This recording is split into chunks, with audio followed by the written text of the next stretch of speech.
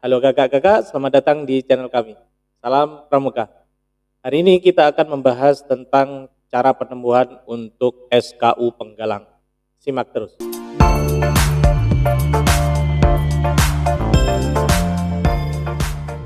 Terima kasih kepada kakak-kakak yang telah menonton channel ini. Yang sudah ngeklik channel ini atau video ini, silahkan subscribe terlebih dahulu agar channel ini bisa berkembang dan share kepada teman-teman agar sedikit memberikan informasi tentang seputar pramuka. Nah, kakak-kakak sekalian, kita perlu membahas tentang bagaimana cara menempuh SKU penggalang. Nah, di sini saya akan menjelaskan atau sedikit cerita tentang bagaimana menjadi seorang pembina. Jadi sebagai seorang pembina itu bagaimana mengajak adik-adiknya untuk menempuh SKU penggalang seperti itu teman-teman.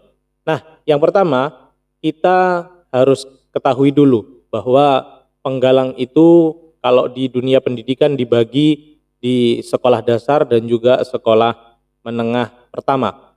Karena apa? Karena pramuka ini instansinya memang harusnya berdiri sendiri tetapi berpangkalan di lembaga-lembaga. Nah, perlu kakak-kakak pahami sebagai seorang pembina harus bisa memahami situasi.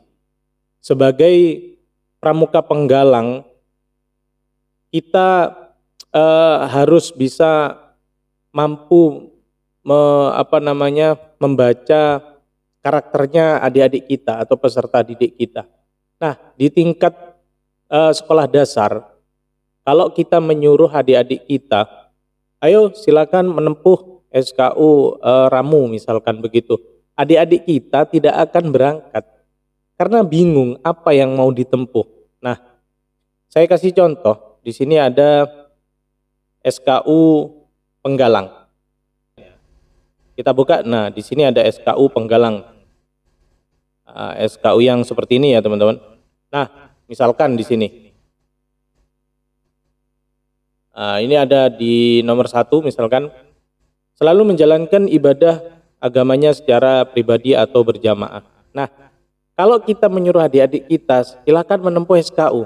Adik-adik kita itu bingung. Ini maksudnya nomor 1 bagaimana? Saya sudah beribadah, saya sudah menjalankan sholat 5 waktu misalkan. Nah, adik-adik kita bingung bagaimana caranya. Nah, dari sini sebagai pembina yang harus paham. Jadi kalau kita di sekolah dasar ataupun ya sekolah menengah pertama, ada beberapa yang harus kita samakan dengan sekolah dasar. Nah, contoh poin nomor 1 ini itu tidak perlu kita menyuruh adik-adik kita untuk menempuh kepada kita. Kita yang harus peka kepada adik-adik kita. Nah, contohnya, oh adik-adik kita sudah menjalankan sholat 5 waktu. Nah, panggil adik kita, dek sini dek, kamu sholat 5 waktu di rumah atau sholat berjamaah di sekolah juga? Iya kak, saya sudah menjalankan sholat 5 waktu. Nah, kalau kalian tanya seperti itu, kalau kalian kurang yakin, kalian bisa tanya kepada guru yang lain ataupun langsung menghubungi orang tuanya. Nah, kalau si anak ini tadi memang benar-benar melaksanakan sholat 5 waktu secara rutin atau jamaah secara rutin, maka tinggal kita kasih tanda tangan, kita nyatakan lolos poin nomor 1. Begitu teman-teman. Nah, jadi tidak perlu anak-anak itu nunggu dulu kita suruh begitu, kita suruh ayo nempuh nomor ini, ayo nempuh. Jangan. Kalau adik-adik kita disuruh gitu, saya yakin 10-20% adik-adik kita hanya bisa menyelesaikannya, gak akan bisa 100%. Jadi harus bantuan dari kita, kecuali dari penegak.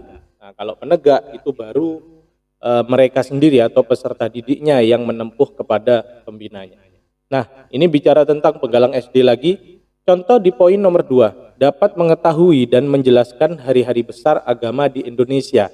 Kita jangan nyuruh adik-adik kita saja yang menyuruh. Dek, sini dek, kamu. Nah, kamu hafal hari-hari besar yang ada di Indonesia?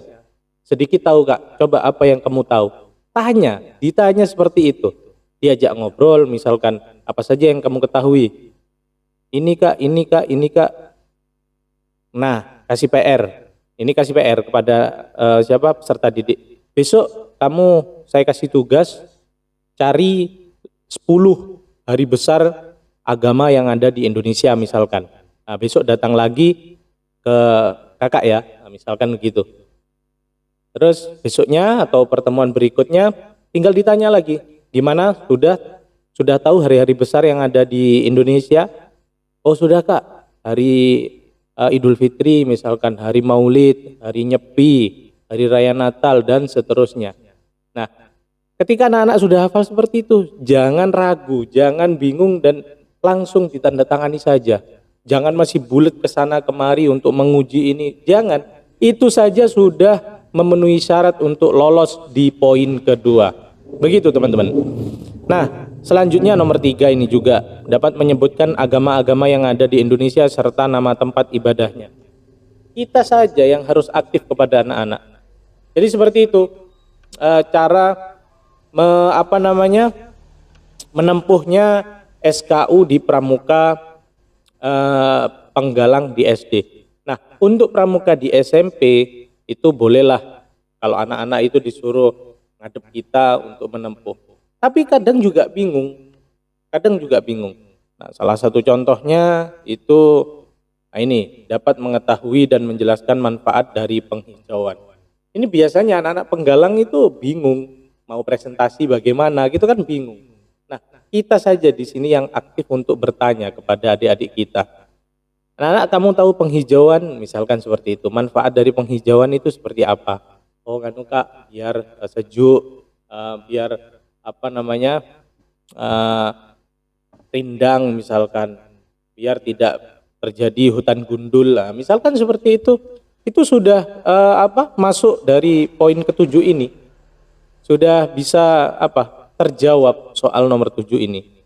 Nah, terus juga misalkan, nah ini nomor 9, ikut serta dalam kegiatan perkemahan penggalang.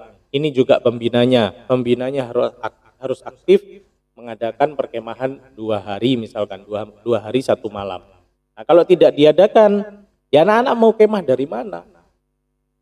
Jadi pembinanya lagi ini. Seperti itu teman-teman. Nah, kalau penegak beda lagi, nanti akan kita bahas. Seperti itu ya. Nah, jadi sebagai pembina harus aktif kepada peserta didiknya. Kalau peserta didik itu, peserta didik penggalang maksudnya, itu ya begitu, menunggu. Kalau pembinanya diem, cuma nyuruh, ayo nempuh, dia juga diem gitu. Jadi seperti itu. Itu riset yang saya lakukan sebagai seorang pembina di beberapa pangkalan di SMP ataupun seperti itu teman-teman.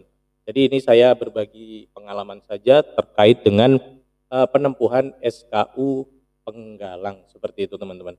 Kalau ada yang perlu ditanyakan silakan ditanyakan di kolom komentar. Jangan lupa like, komen dan juga subscribe. Tentunya biar channel ini berkembang dengan pesat. Terima kasih, saya Nurul Huda bersama channel ini. Salam dari saya, kurang lebihnya saya mohon maaf. Salam Pramuka.